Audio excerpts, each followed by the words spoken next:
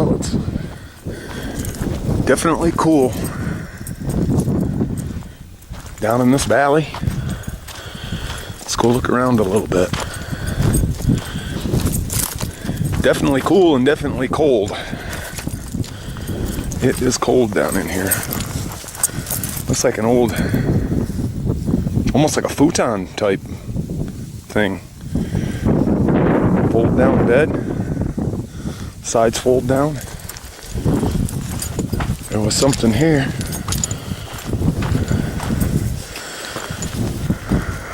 Just I'm guessing an old building that fell down.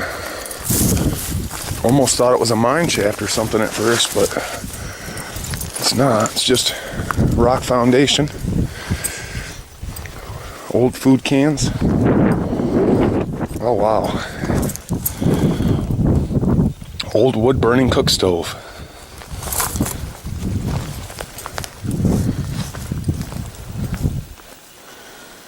And this is volcanic area. There's volcanic rock coming in here. You can see volcanic rock. And I actually seen some obsidian when I stopped to move a big rock out of the way. Oh, there's a big hole to trip in. Let's go check out the house. Cabin. Old bed frames, headboard, footboard. Some animals been tunneling in here. A shelf. A wire for holding paper towels. All kinds of animal droppings. Looks like rabbit. Cupboards. Bird nest in the cupboard. Or animal nest, something.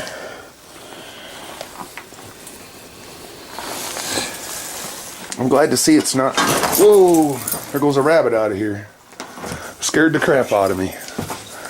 He was a small bunny too. He ran off out here. Probably down in one of these holes. Scared the crap out of me. Yeah, that's rabbit droppings in there. That's what I figured it looked like. Something over here.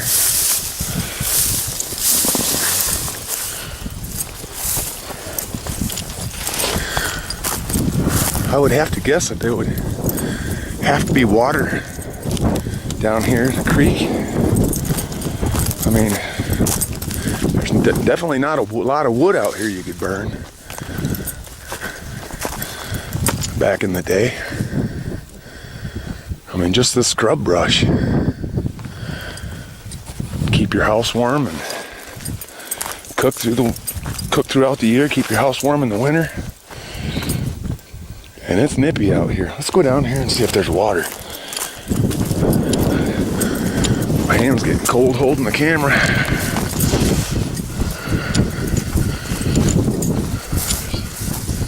Kind of a trail. Just this line of brush here kind of makes me think there might be water down there.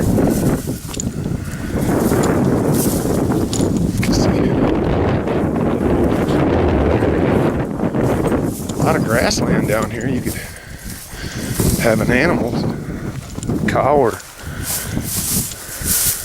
goat or something that would eat grass.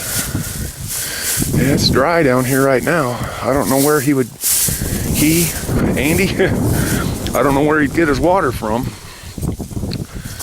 I haven't seen any signs of a well.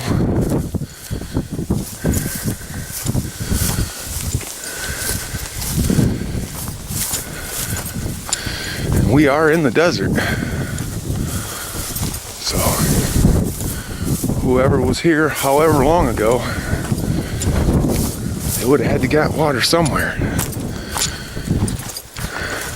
And at the time this was built, I don't imagine that it was that easily to store enough water from the rainy season.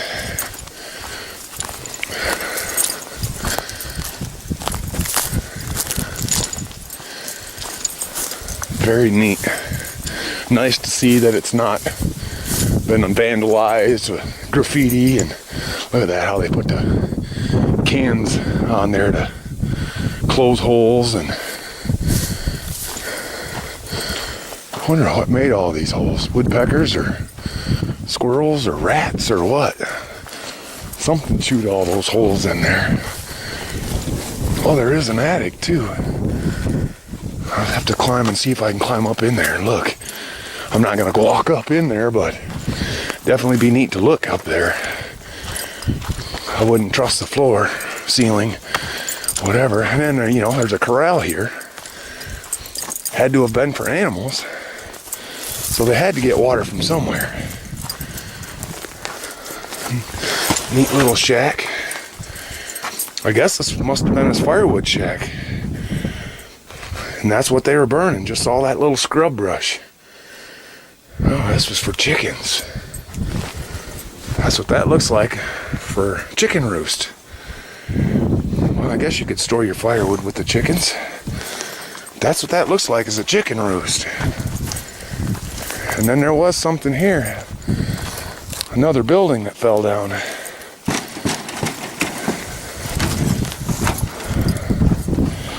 A wall here that I'm walking on.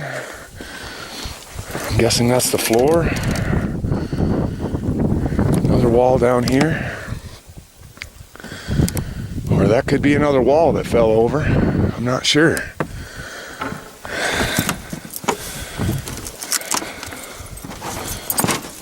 Whoa. Some of them boards you don't want to climb on.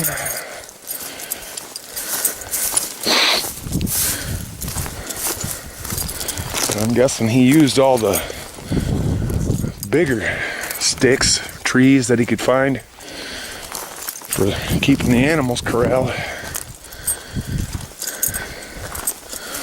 Definitely neat to see, and definitely neat that it's not all been vandalized by kids coming back here. Kids be coming back here burning this wood up, destroying the place. Wouldn't be nothing left for people like me to visit. Definitely very cool. This is where I'm staying for the night. I will definitely be sleeping in the Jeep out of this wind, because there certainly isn't anywhere to tie up my hammock. Let me go see if I can't climb up there and peek in that attic. There's a board on the front there I might be able to stand on. I just jumped that rabbit again. He ran off over here.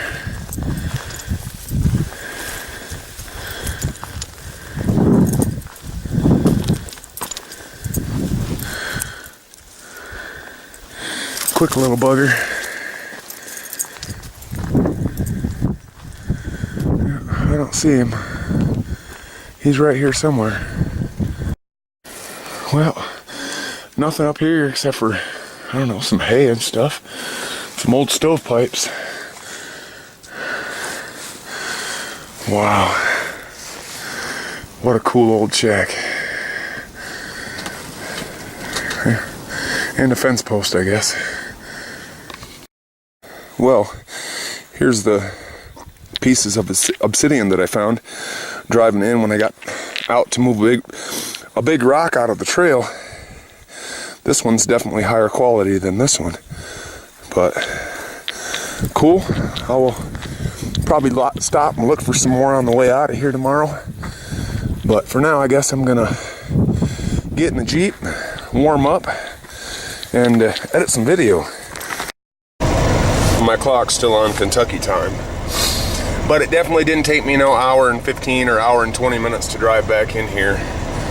My clock said 5:43 when I pulled off the main highway, and I've already been here, looked around, checked the place out, and I'm back in the Jeep warming up, and it's only been 59 minutes.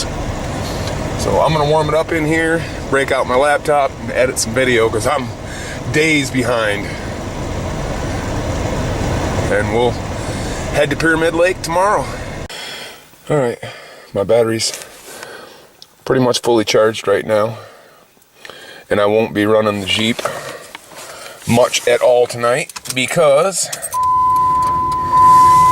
I have less than 3/4 of a tank to get back on. So I can run it a little bit, but not much. So I've been running my inverter off the cigarette lighter of the Jeep when I'm driving to keep my phone charged and whatnot. And I have this battery charger here that I can also plug in to charge these 3 12-volt batteries. Now those 3 12-volt batteries are fully charged, and I've got this that I made up, cigarette lighter adapter with wires on it, that I can hook on those batteries to run the inverter to charge my laptop.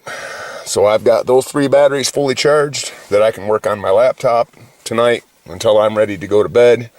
Don't have to worry about running the Jeep, burning up my gas, and I don't have to worry about running the battery dead on the Jeep, because I can hook the inverter up on those batteries to run the laptop off those. And then if I run those dead, or 1 or 2 or even all 3 tonight, I don't imagine I'm going to be editing that much video tonight, but I can hook them up with a battery charger tomorrow when I'm driving and recharge those batteries for next time. So that's kind of the setup I've got going on here. So I'm going to turn this off and start editing video. I just noticed some trees over there. I wonder how many more trees were around back when this cabin was built. I mean, the beams and stuff for that shed and for the cabin had to come from somewhere. I'm sure the boards were bought from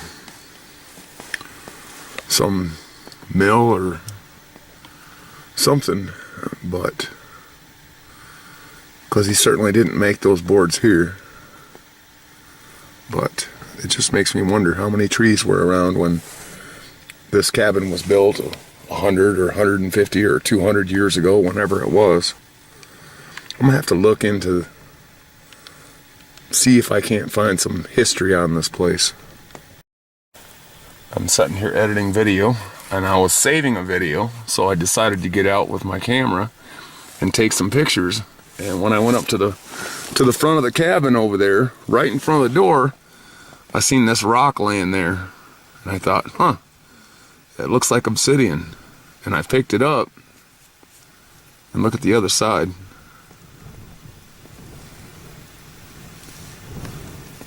Somebody broke this rock to flint knap or something. I wonder if it was Andy. However many years ago. It's volcanic glass laying right in front of the doorway. I mean, a foot away from the building. And it's been broke. Very cool. Morning, guys. I just got off the trail to Andy's place. And you can see I got just a little over half a tank to make it back to the gas station in Winnemucca. And then I will get back on the freeway and head southwest on the 80 to Pyramid Lake. So first things first, let's get back to town and get some gas.